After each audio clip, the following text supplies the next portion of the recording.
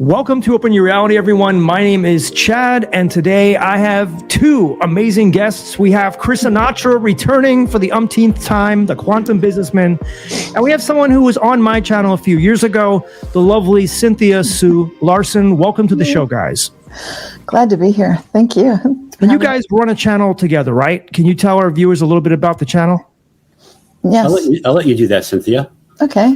Yes, we are part of International Mandela Effect Conference. It's an IMEC is the name of it. We have a YouTube channel, International Mandela Effect Conference. We are a nonprofit 501c3, and we actually do have conferences starting up again after a bit of a hiatus. So that's exciting. Our website is imec.world. We've got a newsletter and monthly live streams. Yeah, you guys had me on the show once. It was a lot of fun, and I encourage my viewers to check it out, and I'll put the link to the show below. Nice. Now, Chris, every time I have you on the show, there's always something new. You never know. But you're talking about this IMEC, what Cynthia was just talking about, the IMEC 2023 conference in Branford, Connecticut. Yes. What is that about? Yeah, so this is going to be our second live conference. The first one, what was the year? 2019 in Ketchum, Idaho. Was our first one, and it's really amazing, and it's such a nice experience when we get together in person. You know, doing Zooms and things on YouTube is one thing, but when you get together in person and you get to meet people and have deep conversations, it just takes things to another level. So that was like West Coast. So this year we're doing more East Coast in my hometown of Branford, Connecticut. So that's where it's actually going to take place. Cool. Yeah, Connecticut's a beautiful state. So if any of you guys want to go out there, you can join Chris. And Chris, like I said, there's always a lot of stuff that you want to talk about. That's very interesting to me that I've never heard about. What is this Bellamy Salute that you wrote me a note about? Yeah, so this is something that we spoke about on the last Open Tables. We call it Open Tables, which is the IMEC YouTube name for the discussions we have every month. The Bellamy Salute was something like for myself, I'm putting this like into the Mandela Effect category because I had never heard of this before. So in 1892, the way you said the Pledge of Allegiance was that you would face the flag, you'd stand up straight, you'd click your heels together, you hold out your hand, you know, like the Nazi salute, and you say the Pledge of Allegiance. And the words are slightly different. I have them written down as to what you actually said. You would say, I pledge allegiance to my flag and the republic for which it stands, one nation, indivisible, with liberty and justice for all. This is the way we saluted the flag until 1943. So we're talking like 50 years. You know, and something worth mentioning is that that what you just read, Chris, it was designed by the same person that came up with the hand salute. It went together. So that's important. And this is all new to me. Yeah. And Bellamy was a socialist, right?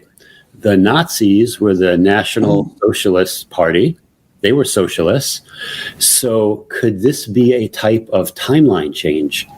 And just like when you start looking at this and breaking things down, you know, first of all, you got the clicking of the heels. And when I think of clicking of the heels, I think of the Wizard of Oz. So like click your heels 3 times and, you know, there's no place like home. Yeah. So when you click your heels, that does something to your body too. Like, and your heel bones are almost like, it like brings your whole body to attention, lines up all your chakras. You're about to say something really important. So that's an interesting part of it as well. And then one of the things I was looking at was the breakdown of Bellamy, right? So Bellamy, B-E-L-L, a bell makes a sound. It makes a vibration. And then me, it's actually spelled M-Y, but M-E, that's abbreviation for a Mandela Effect. So this has the vibration and the feeling and the frequency of a Mandela Effect, for sure, the way I see it. When I saw this, and I saw lots and lots of children lined up in these old photos, because I don't think like photography was kind of a new thing back around the time America came up with this flag pledge and the salute. But I'd never heard anything about a Bellamy salute or the the fact that Bellamy was a socialist. So for me, all of this is new. The clicking of the heels is new, especially that hand motion. It just looks kind of eerie and spooky to see old photos of huge groups of people, especially children, learning this kind of a salute for the American flag. And it was prior to the actual Nazi salutes. So this apparently came first, strangely. Exactly. Do you have pictures? I sent you some pictures if you got them. Actually, I am looking at these pictures, and I will put them in. After when I do the editing, and I'm looking at them, and it just so looks. It looks like kind of like a German school, not that just the way, because we're so used to seeing the Nazis put their arm out like that now they're putting their right arm out. I wonder. I'm not sure. The Nazis put their left or their right arm out. Is their right? Wasn't it? I always thought it was their right, but I thought it was the right. Yeah. Yeah. Who knows? That could be a Mandela Effect too. And one of the pictures was from the 1936 Olympic Games. I'm looking at that. Mm-hmm. Yeah, so you'll see school kids. You can go to Wikipedia and type in Bellamy Salute. It gives you the whole history of who Bellamy was, how he was a socialist, and he was able to get this going in the United States. And is it, like I mentioned before, is it possible that this is a type of timeline insertion? Because a lot of times there's like a lot of German things going on, so to speak. Yeah, I think you've mentioned kindergarten and kindergarten on this show, right? Right. Yeah, I think you've mentioned it here. I know we've talked about it, Chris. Yes. Yeah, I remember kindergarten, Garten, but it's always been Garten, like the German way, kindergarten. And some people remembered it with the T. Me, I had 4 kids that went to kindergarten, and I always remembered with the D. I don't know about you. I remember with the D as well. My mom was a kindergarten teacher. It was not spelled kindergarten. And that's through, before she became a mom, she was a kindergarten teacher. And then she returned to that job. So this would be, the 1950s, 1960s. So, my mom is also was a kindergarten teacher. And she started around the late 60s, early 70s. And she was also a kindergarten teacher, not a kindergarten teacher. Yes. So, do you have anything more you would like to say about that, Chris, or should we move on to the next topic, which is extremely intriguing? Well, I think there's some huge implications. Chris was kind of gliding over it. Maybe he's touched on it before, but these timeline insertions are very relevant because it's good for us to be aware that if it looks like it's like a tug of war over timelines is one way to look at it. And if we're thinking like, okay, this is not my country, or this doesn't seem right, I thought America was nothing to do with these other things that look like they're sneaking in. Then it's good. I think I've noticed that just by feeling strongly in a positive way about what we really stand for and what we love seems to be that tug of war pull back in a better direction. So I just recommend if people feel freaked out seeing that, don't stay freaked out. I love to ask how good can it get, and just know that together we are having positive effects. Oh, yeah. Okay. Yeah. Here's something that really intrigued me. Chris, is this a Mandela Effect that you said you found early cars and buses from the 1900s that ran on electric? Is that true? Yeah, it seems like we've slipped into a timeline where technology has always been a bit more advanced than I always thought. Yeah, exactly. Electric cars in the early 1900s, electric buses, in the early 1900s. Exactly. So these are some, and I also sent some photos of these as well. And we could talk about what some of these were. One was the 1906 London electric bus system. So in London in 1906, they actually had electric buses and they had charging stations.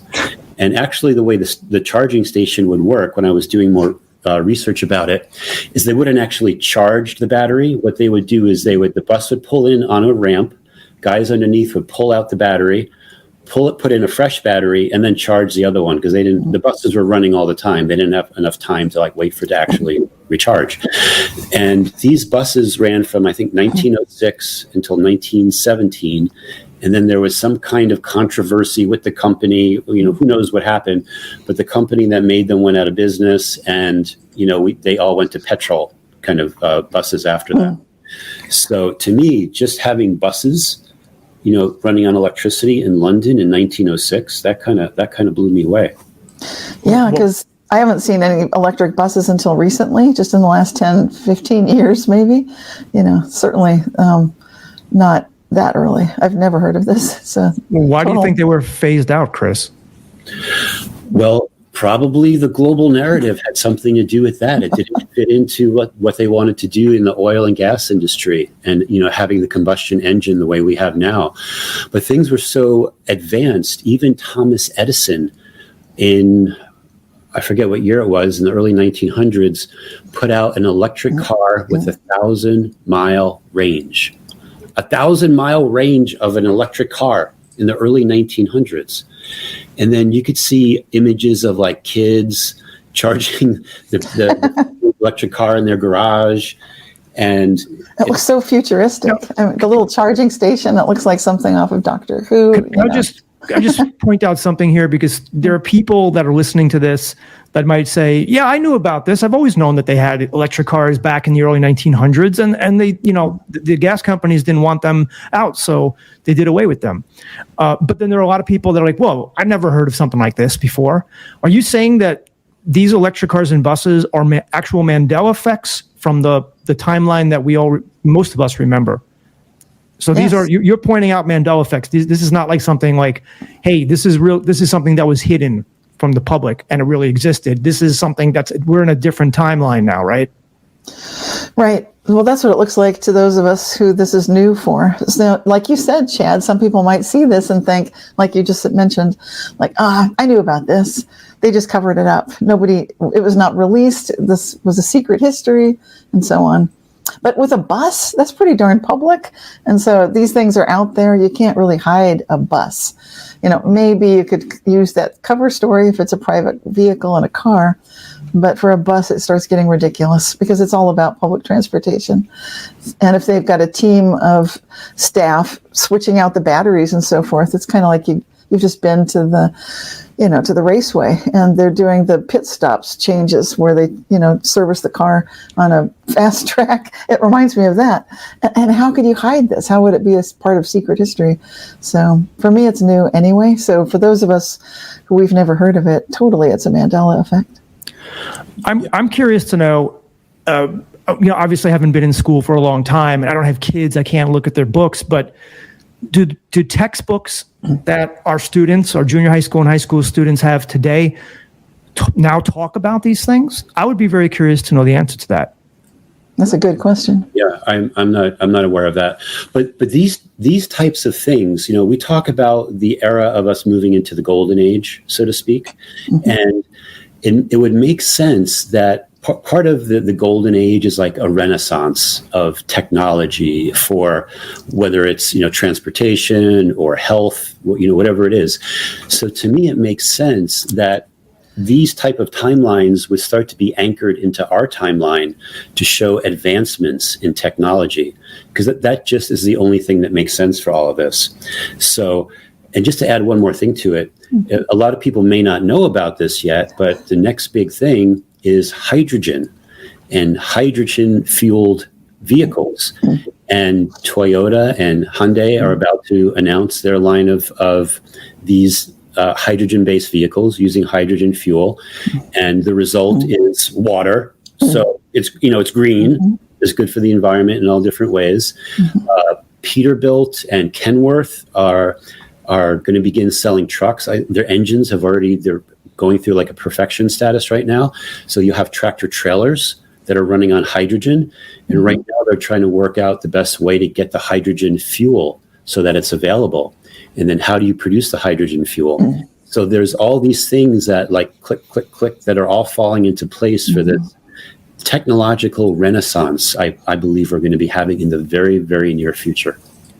Yeah, I mean, I just want to say, Cynthia, I, for one, would love that because I'm sick of being behind these disgusting smelling buses and diesel trucks. I hold my breath and I do this because I can't stand breathing it because it's really bad for you. Sorry, Cynthia, go ahead. Oh, yeah, I noticed, I looked it up when Chris mentioned this, that he'd seen some advertisements about these hydrogen cars, and I looked it up, and apparently they're for sale right now in California. And this is a matter of early adoption.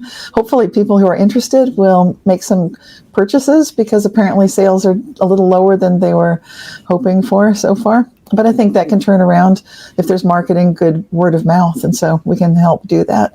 And I know Elon Musk was talking about hydrogen hybrids a year or two ago. I heard him talking about it, and he was promising they'd be out soon. So that was the first I'd heard of it. And I thought, that's amazing. To me, right there, that was a big shift.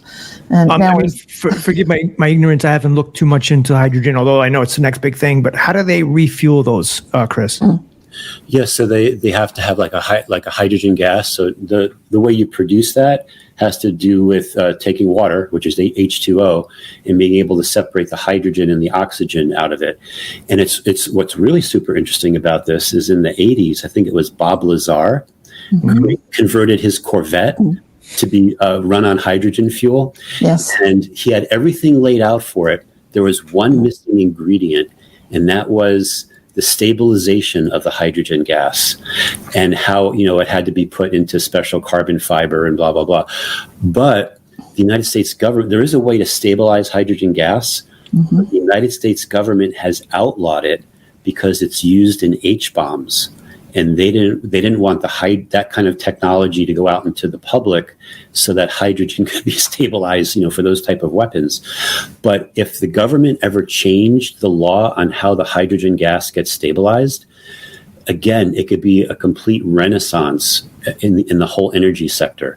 So I believe there's going to be a lot of things on the horizon that show how easy this could be. And who's to say one day in the future you can't just put water in your gas tank? Like that day is going to come too, right? And mentioning Bob Lazar, we might be seeing some more releases this year. We're expecting in the next 6 months, a lot of, this reverse engineered secret technology should be coming into the public domain. Ideally, there should be some congressional hearings. We're expecting that. So I agree with Chris. This looks like a golden age coming.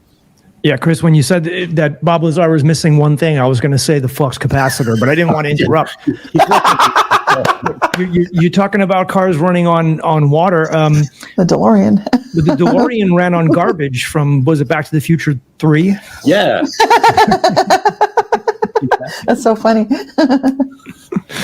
So, is there anything more that you'd like to say about electric cars and buses, Chris? Just that the future looks good, but not so much for lithium-ion batteries. And even like with the tractor trailer companies, they try to do things with lithium-ion. There's not, or bulldozers and heavy equipment. There's not enough generation of power, but you got it with the hydrogen.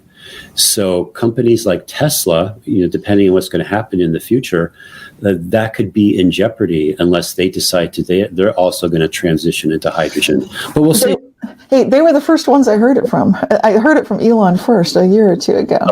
He said it's coming, it'll be here in a couple of years. And boom, I think so. So he tends to follow through. And then I was surprised to see other manufacturers are selling their ready for the market cars, and they are right now in California. I guess it's a special test market, so it may not be available everywhere in the U.S., but it's worldwide. I know in other places in the world they have them too. Yeah, I was going to say, when I got back from my trip to Mount Shasta in January, I landed at the airport, and there are all these big billboards about hydrogen-fueled cars and hydrogen this, and California is going to be number one in hydrogen. And I'm like, what timeline did I just arrive at? So, yeah. All right, let's just move on to the next one, which is TVs and TV stations operational in the 1920s. Chris, you sent some pictures. It looks kind of like, I don't know what TV wasn't a thing until what, the late 40s? Is that when it started becoming popular? I thought it was after World War II, for sure, and then it became popular for sure in the 50s. Right. And I mean, a while ago, I was shocked to hear about flat screen TVs in the 60s. That's another story. Right. No, literally, screen TVs. The way they work is the tube would go into a box, and then they would have like the screen separate with the cable. Anyway, but 1920s, there were operating TV stations, both in New York, Boston, places in the Midwest, London. So there are actually shows, and there was television you could watch, like starting in 1926. That blew me away. I don't know if that's new for anyone else. Totally new for me. Yeah, for sure. I mean, if you remember in Back to the Future, which took place in 1955, I think Marty found himself back in his parents' home, and he said, "We have 3 TVs." And then the kid goes from 1955, says, "That's impossible. Nobody has more than one TV." And TVs had just come in. So you tell me in the 1920s these TVs existed? Cynthia, Yes. Go ahead. Yeah, I was just going to say, this is something that I would have thought we would have heard about, and certainly people that had TVs when the War of Time broadcasts were done, like the Queen of England would be doing a broadcast to the people. I would think we'd see, and here's the TV version of what was said, because that would have been a thing. But I'd never heard about any of this at all. So it seems like sometimes when these Mandela effects occur, there's sort of you'll notice them sneaking in. So this is one I'd keep an eye on. So right now, I'm just mentioning it. Like, I don't remember any famous broadcasts on TV in the 20s or 30s, but I'll bet you if this one locks in, like I think it might, then we'll start seeing some famous broadcasts that were done. Like, here's the President of the United States in the 1930s or the 1940s on TV. And right now, I've never heard of any such things. So it's something to keep an eye on. And with Mandela effects, we often do this. We'll pay attention. We'll look at something like the Mona Lisa smile, for example, and then we'll pay attention to what's going on now. Or the return of the dodo bird from extinction. It's still extinct, but it's kind of moving closer to not having ever gone extinct. I mean, is it possible? I'm just bringing this up as a possibility that these events actually didn't happen, but it's just kind of like people behind the scenes, like the cabal or deep state, trying to implant these supposedly false things happening into Google.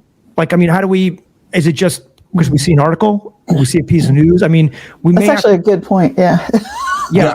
What I would say to that is that originally was there's a TV museum. I forget where it is, and they actually have the TVs on display from like the 1920s, and I think some of them they actually made operational. They operate, I believe, at 20 frames per second. You know, they're black and white, 20 frames per second. So you're not talking about an awesome picture quality, right. But you can actually see these TVs. So who's to say, you know, who's doing what and who's changing Wikipedia and who's changing Google? Because you know all that's happening anyway. But things like this, you know, when you could actually see one of these TVs and see how it worked, kind of adds weight to that. Maybe this is real. And that tends to be the case for most of the Mandela effects we've been looking into. But that is a good point, though, anyway, Chad. Always, we recommend investigate, ask questions, always. Yeah, I'm just trying to be skeptical, you know, voice here for those people in the crowd that want more proof and, you know, just don't want to take someone's word for it. But I always wonder, because I say, well, maybe Google just planted that there and put a few pictures and there as part of their CIA PSYOP thing where they're trying to get us to believe something different. But I know for sure that the Mandela effect is real because I see it. And I want to back you up with what you're saying too, because we've noticed some strange things going on with the search engines where you'll run a search and get the same responses page after page after page. And then with ChatGPT recently, some investigators and researchers have asked ChatGPT, which is an AI chatbot, to write a research paper, include the references and sources, and it'll do that. But sometimes it makes things up. Yep. So that's why I just want to say that was an excellent question that you had, Chad, because those are the kind of things to look for. Well, thank you. All right. And that brings us to we're moving through this pretty briskly, guys. I mean, you know, hopefully we'll have some more to talk about, but, or if we finish early, that's okay with me too. But, Chris, you said that there's an extinct clam from 30,000 years ago that just turned up in California. What is that about? Well, you know, this is one of the types of things that we talk about on the open tables for the IMEC thing we do every month. We have a section, we talk about mandanimals, whether it's an animal that we've never heard of before, or these extinct, we call them Lazarus animals, or animals that have never existed on the timeline, or animals that have gone extinct for a very long period of time, and all of a sudden they're back. So here's an example of a clam that was thought to be extinct for 30,000 years, and then all of a sudden they're discovering them, and there was never any problem. Like, why did we think they were extinct for 30,000 years? So Does this fall into the Mandela Effect category? Does this fall into a category where we're in a new timeline? And a lot of these timelines we're in, I'm always noticing these time streams have more data inside of it. So more data can mean more animals. It can mean more people, or famous people have more children than we've ever known them to have, or whatever it is. So this is an example of one of those things. And so, Cynthia, you're in California. What can you add to the whole, this clam? Yeah. Well, this clam was a huge shock to the researchers because they'd only previously seen fossilized specimens, and it was just pure conjecture what they would look like. And because it's so close to the coast, and there are so many marine biologists who are in those waters checking things out, it was surprising that no one had ever seen it before. Now, it is rather small, and people might say, aha, it was so tiny that it was ignored. But I still think it's remarkable. And for those who say only tiny animals and plants might be Lazarus species, we've actually seen some gigantic things also return from oblivion, including there was a giant Galapagos tortoise that showed up, like the biggest one of all. The huge long-lived Galapagos tortoise came back, and that was near California too. And so sometimes when these things come back, it's not really the size that matters. It's more, as one biologist once, we heard them say on one of our open tables, we played a clip, and they said, when you build the environment, or when you make the environment hospitable to a long extinct species, sometimes they do come back.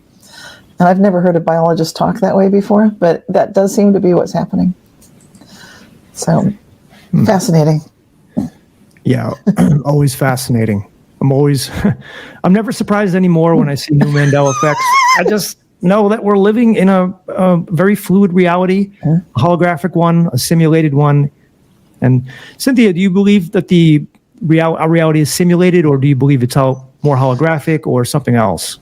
Well, if you're willing to say simulated could include like lucid living, lucid dreaming, then I would say yes to the simulated. So I like the dream approach rather than going too far into what sounds mechanical and automated, because I'm much more of a fan of maintaining our human divinity, our dignity, that which makes us human. And sometimes with this whole transhumanism push, there might be a sort of a bringing together of these ideas of simulation coming together with becoming, part of the cloud, that people don't want to die. They want to be transhuman, that live forever, and they're going to upload their consciousness to the cloud, put their faith in one global religion, have AI rewrite the Bible, that kind of thing. I'm really not into that. So. Okay. And Chris, we've talked about it a little bit, but do you believe it's similar to what Cynthia said, or do you believe more it's a simulation or a dream? Yeah, I don't know if I like the word simulation, because that means we're just trying to repeat something or simulate something that's already there.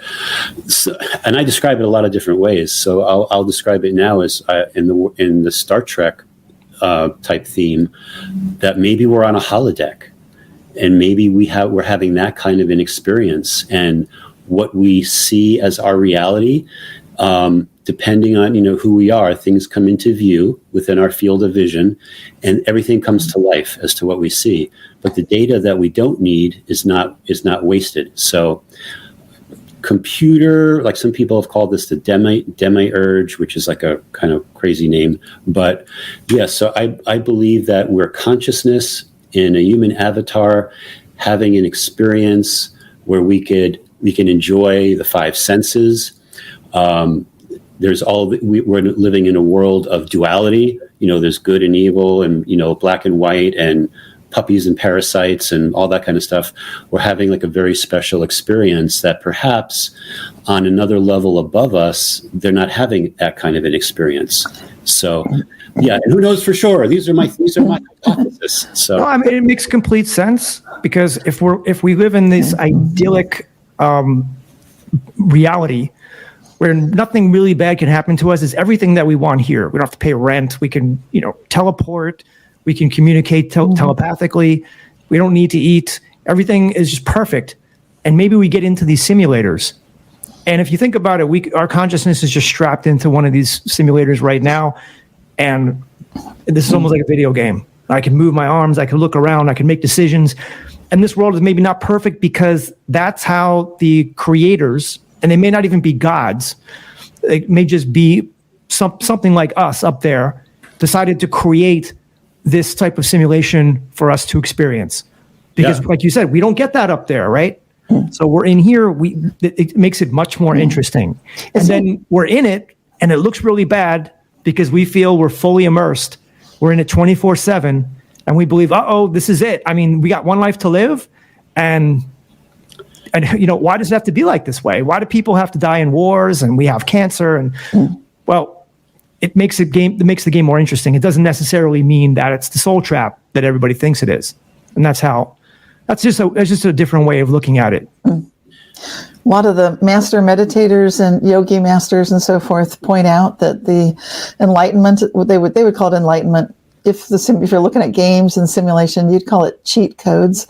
But basically, either way, cheat codes or enlightenment, it comes from recognizing higher and higher levels of conscious agency and awareness. In other words, that you're the game, avatar, the little one, that the poor little thing running around and having the mishaps in the physical world, but you're also the game player at the higher level. And you can access that game player level of conscious agency by detaching, by meditating, by observing levels of yourself. And so this is how the masters do it in meditation and so forth. And it's accessible to all of us. So that's what makes it kind of fun. I like that, Cynthia. And in my most recent Symphony of Realities, I talk about amnesia.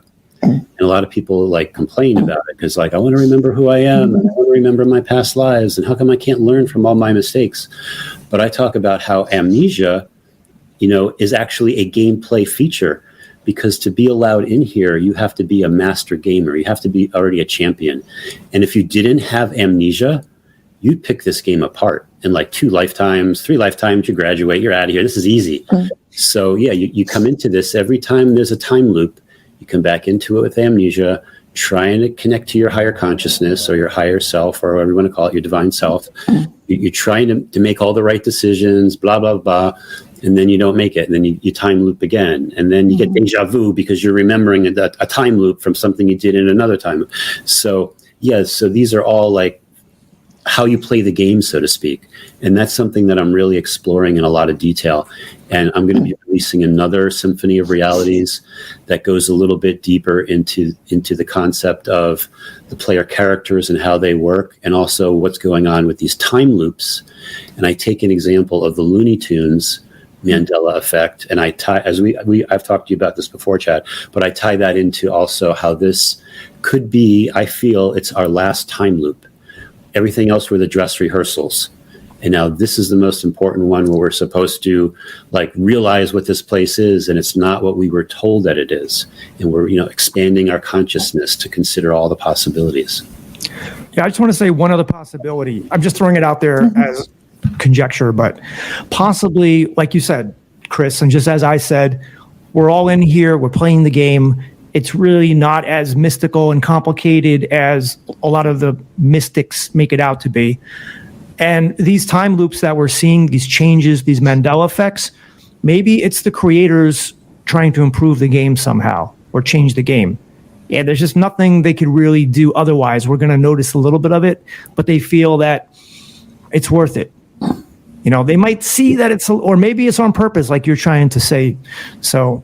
Or send us messages. I feel Mandela effects is hidden messages. And if you know how to interpret them, and that's actually one of the things I'm going to be doing at the IMEC conference in Branford on Labor Day weekend, is I'm going to be, my presentation is going to be about giving people the tools so that they could decode. The theme is decoding the matrix, but how to decode Mandela effects specifically, and going through a checklist. And I was going to use the cornucopia that disappeared from the loom underwear. I was going to use that as an example to show how you can take that. What could that possibly mean? There's no more cornucopia or no more horn of plenty. I just got fruit on my label, and take that and then show people how to go through a checklist to to break these things down to be like, oh, that's possibly the hidden meaning. So. Oh, that sounds so exciting. I love it. And this is one of the key things we can do is get messages from these. And at the conference, I'll be talking about the science of the Mandela Effect. I have a physics degree from UC Berkeley. I've co-authored a paper on subjective reality versus objective reality and the quantum paradigm with physicist George Weissman. And I've helped run conferences for Foundations of Mind and worked with the hippies who saved physics. And I'm tracking all of this physics and science from the last 25 years that I've personally been involved in this phenomenon. And I'll be bringing the top level information to the conference. Very nice. Very nice. So you don't want to miss it. No, Everybody should come. If I can get there, I will. Yeah. You're the author of is it Quantum Jumps? Is that the book? That's right. Yes. Quantum Jumps. Yes. And Reality Shifts also. What is that? Have you written a book after Quantum Jumps? I'm working on it. I had a small detour when I got long haul COVID, but I'm feeling better now. So moving forward again. Yeah. And when Stay did you? tuned. That'll be the Mandela Effect and its society. So it'll be covering quite a bit of information. There's been a lot that's happened since Quantum Jumps. That was 10 years ago. Right. So a great deal has happened. Yeah. Yeah, you sent me the book, so thank you for that. I recommend it. And Chris, are you are you going to ever write a book or? Yes, that's on. I actually have the title of the book, and so I'm starting. So yeah, but I haven't gotten into it like I want to. I've been working on these other things, and very soon though. But Cynthia, I'm hoping your book is ready by the conference. Is that? I don't know if that'll happen. It takes a while because it's in editing right now. I'm also getting endorsements from authors. I've received one from Dean Radin and one from Fred Allen Wolfe, and I've got promises from 2 more physicists, Amit Goswami, and I'm not going to name them all because I haven't received the endorsements. So you'll find out. Nice. Well, with ChatGPT, if you're ever having writer's block, there's a one-click, write your whole book. So.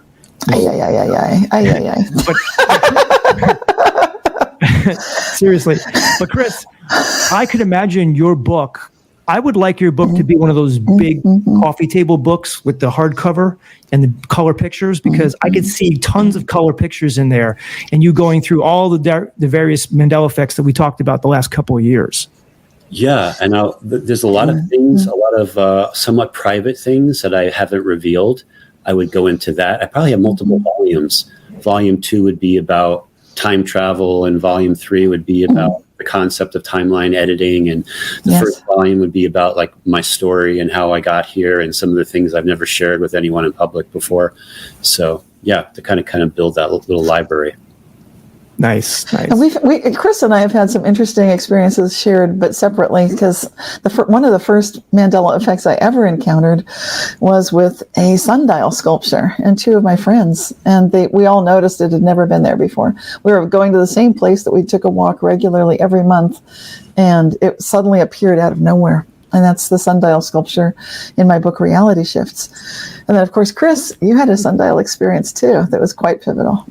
Yeah, so I had a sundial experience. There's this same route that I take to work every day, and I used to, even before my company moved to this office, I would ride my bike there all the time. So it's this country road, and there was this old farmhouse that's like right on the road, and all of a sudden, a sundial appeared on the side of it, and I'm like, it doesn't look like it's new, like it's been there for a long time. And so one time I was going by it, and I had my son with me, and I had him get out of the car and knock on the door and ask the person that lived there how long that sundial was there for.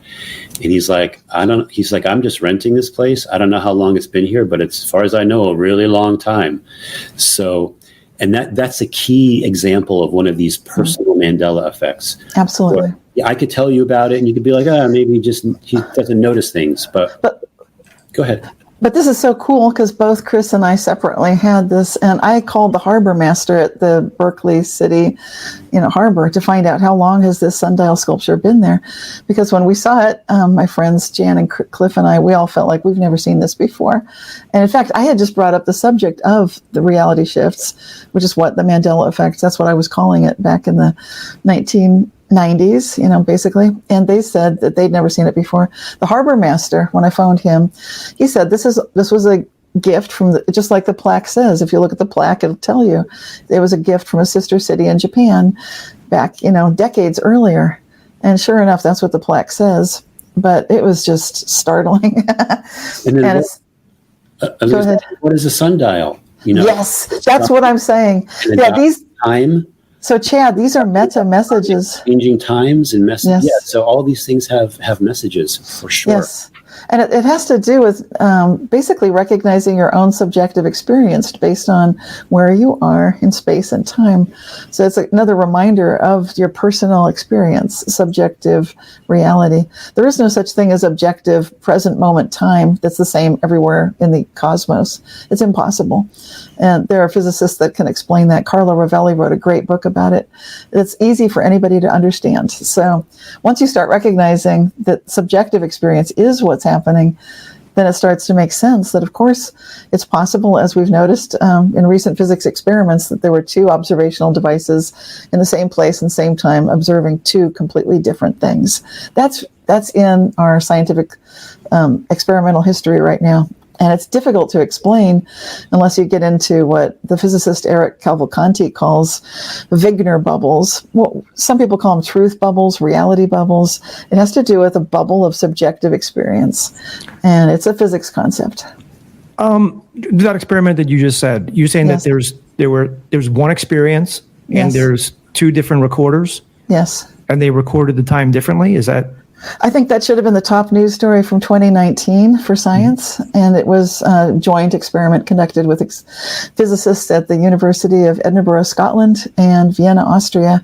And what they were doing is something, a Wigner's friend experiment. Basically, it's the double slit experiment, which is a very simple classic experiment consisting of one quantum particle, like a photon, going through the particle emitter, one photon at a time.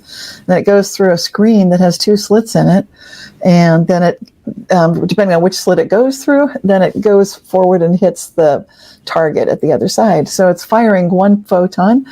And if you put a particle detector in one of the slits, then you'll figure out, whether it went through that slit or not. If you do that, then the particle behaves like a particle instead of a wave, and it hits like a splat, like as if you'd thrown a paintball through that slit, and it's going to go splat on the screen. So that double slit experiment has been called the classic, most elegant scientific experiment of all time. I think that's properly true. This particular variation of the experiment, there's so much I could say about this classic experimental apparatus, all sorts of things, including this is how we know that there's this duality between is a quantum particle a particle or is it a wave function? Because if you set the measurement device up on the screen instead of in one of the slits and you don't know which slit it went through, then you'll get a smeared pattern as if Interference pattern. Yes, an interference pattern, the same as if you throw in two pebbles in a pond, you get the constructive and destructive interference patterns. So what they did in this 2019 experiment is that they had 6 entangled photons. I know it sounds complicated, but it's part of this whole Wigner's friend concept because, okay, I'll have to explain Wigner's friend. Eugene Wigner is a physicist who, when he heard about the Schrödinger cat experiment, which is if you put a cat inside of a box with a vial of poison, is the cat alive or dead? And it's Erwin Schrödinger proposed this ridiculous experiment, ridiculous sounding. How could a cat be both alive and dead? On purpose. He wanted to show how ridiculous this idea of quantum uncertainty is, like you got to pick one or the other. Quantum physics says, no, we don't. No, we don't.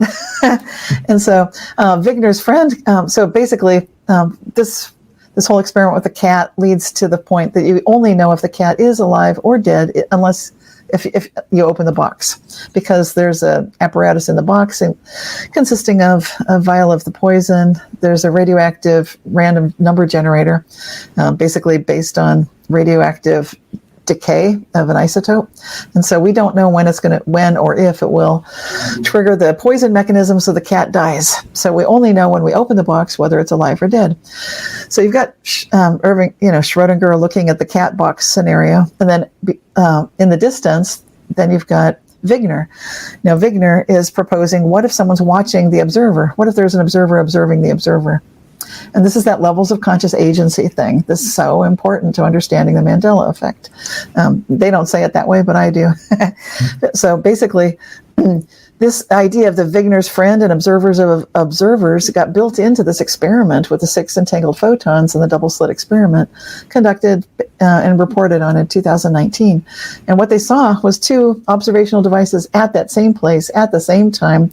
One of them will be noticing that's a particle. The other one's noticing it's a wave. And so they're getting 2 different observations at a split second, and they are in the same place and the same time, roughly, but they're not going to see the same thing. Now, of course, interpretations of this experiment may not match my own. I'm coming from a background of having seen Mandela effects and reality shifts all my life. So for me, it's obvious reality's changing. I do talk to some of these physicists who are some of the hippies who saved physics, and they are open to understanding what is going on. Some of them are witnessing Mandela effects and reality shifts. And as they do, there's an increasing surge of, growing groundswell of support for the kind of things we're talking about. Yeah, truly amazing stuff there. I love anyone who recounts Schrodinger's cat and the double slit experiment. I read about it so much back when I was in my early 20s and mid 20s. I used to read those physics books all the time, and just over and over they talked about it. But it's pretty cool when you could find, when YouTube came of age and you can see what it looks like, because it's always good to have the visual as well.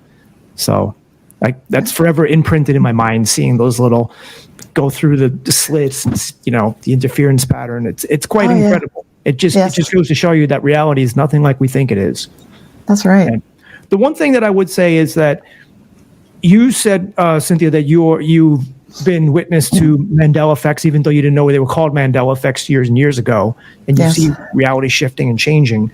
But some people might say, well, I'm just learning about the Mandela effect now. I don't see my life changing. I don't see anything. Everything looks the same to me. My bank account's still low. I mean, I still got 3 divorces and, 2 repossessions. Didn't change anything. What do you say to people who come to our conference? Yeah. No, seriously. Well, it's okay if you haven't been experiencing these things all your life. It's, in fact, rather normal and typical. But I think we're hitting a tipping point where actually there's a growing majority of Americans, for example, that have witnessed some of these things.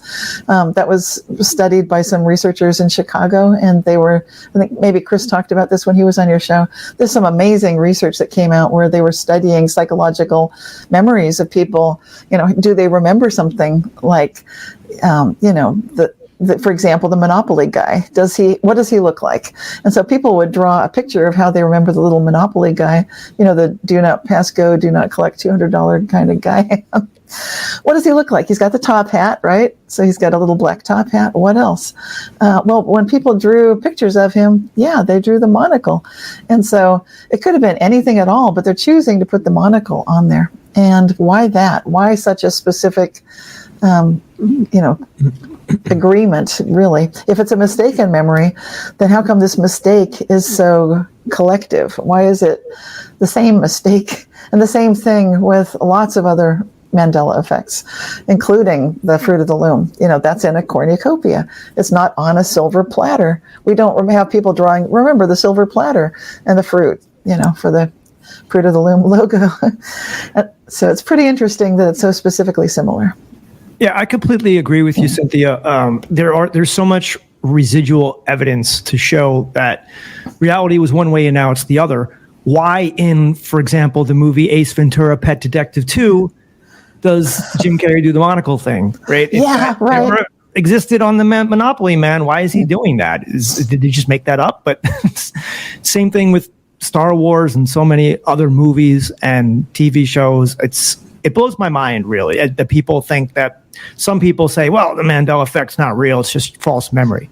Well, wait till, people can say that until something hits home, and then suddenly it's shocking. And I get emails like that from people quite often where they've just been going along perfectly fine, and then something wallops them out of left field. And now they're feeling like, okay, what just happened here?